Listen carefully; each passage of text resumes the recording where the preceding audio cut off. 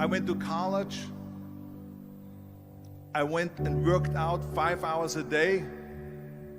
And I was working on construction. Because in those days in bodybuilding, there was no money. I didn't have the money for food supplements or anything. So I had to go to work. So I worked on construction. I went to college. I worked out in the gym, and at night from 8 o'clock at night to 12 midnight, I went to acting class 4 times a week. So I did all of that. There was not one single minute that I wasted. And this is why I'm standing here today. With the age of 20, I went to London and I won the Mr. Universe contest as the youngest Mr. Universe ever. And it was because I had a goal.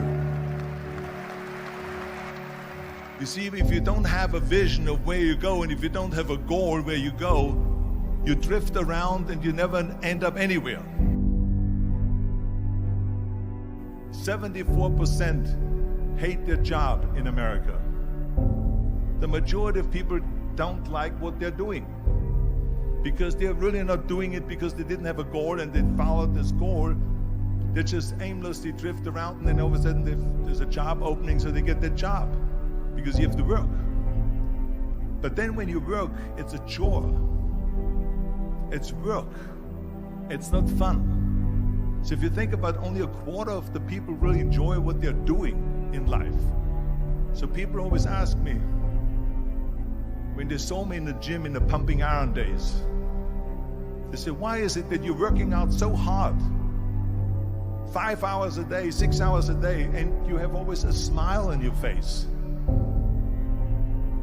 The others are working out just as hard as you do, and they look sour in the face. Why is that? And I told people all the time, I said, because to me, I'm shooting for a goal. In front of me is the Mr. Universe title. So every rep that I do gets me closer to accomplishing that goal, to make this goal, this vision, turn into reality. Every single set that I do, every repetition, every weight that I lift will get me a step closer to turn this goal into reality. So I couldn't wait to do another 500-pound squat. I couldn't wait to do another 500-pound bench press. I couldn't wait to do another 2,000 reps of sit-ups. I couldn't wait for the next exercise. So let me tell you something, visualizing your goal and going after it makes it fun. You got to have a purpose no matter what you do in life. You got to have a purpose. And Muhammad Ali worked his butt off. And I saw it firsthand. And I remember that there was a sports writer that was there in the gym and he was working out and he was doing sit-ups. And they asked him, how many sit-ups do you do? And he said, I don't start counting until it hurts. Now think about that.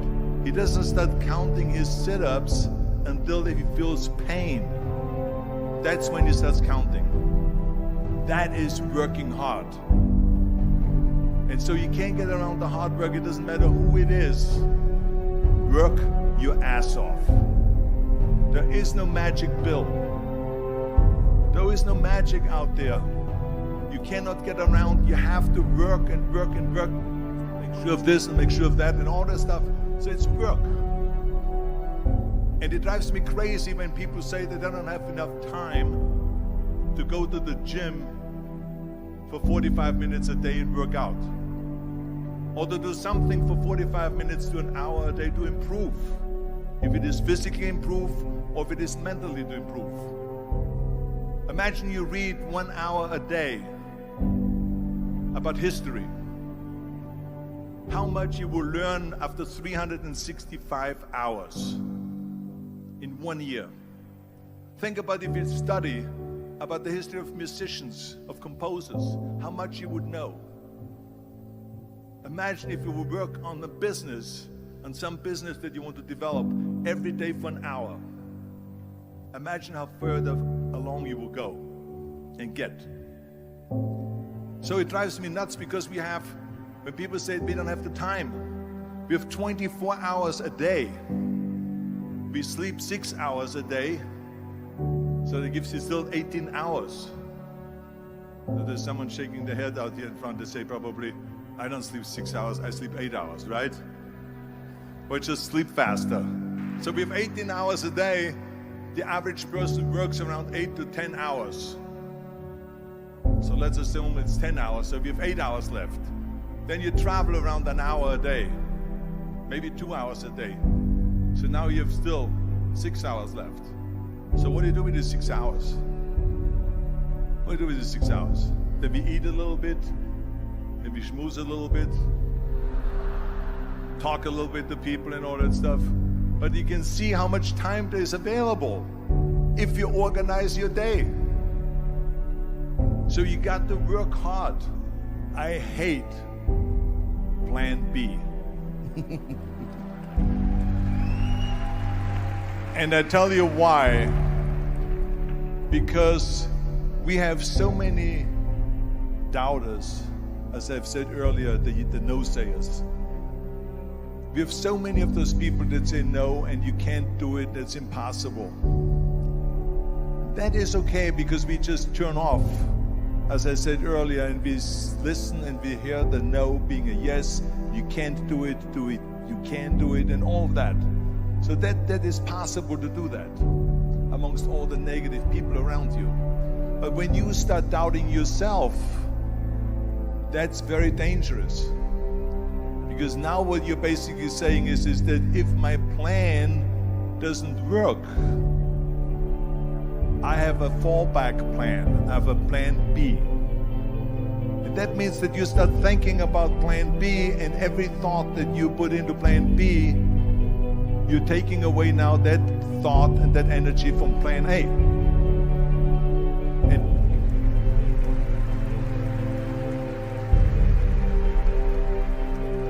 And it's very important to understand that we function better if there is no safety net, because plan B becomes a safety net. It says that if I fail, then I fall and I get picked up and I have something else there that will protect me. And that's not good, because people perform better when there's no safety net.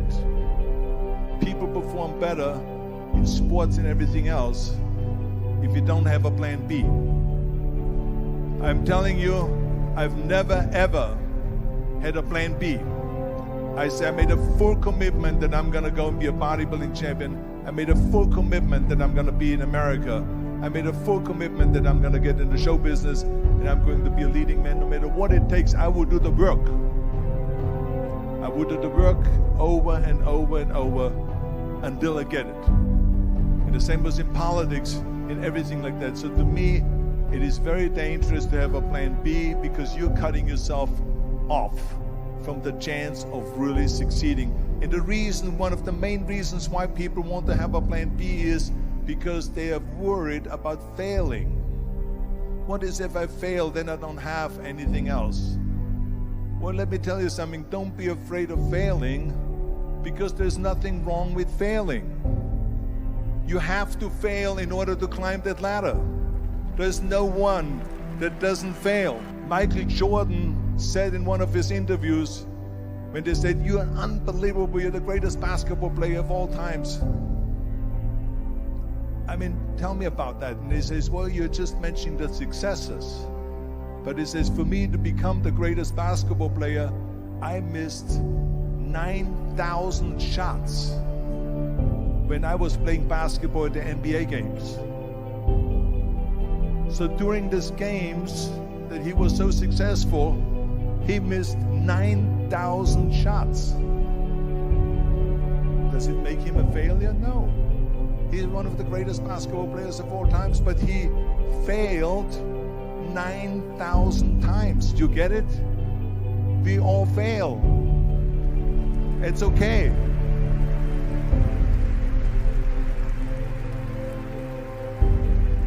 What is not okay is that when you fail, you stay down.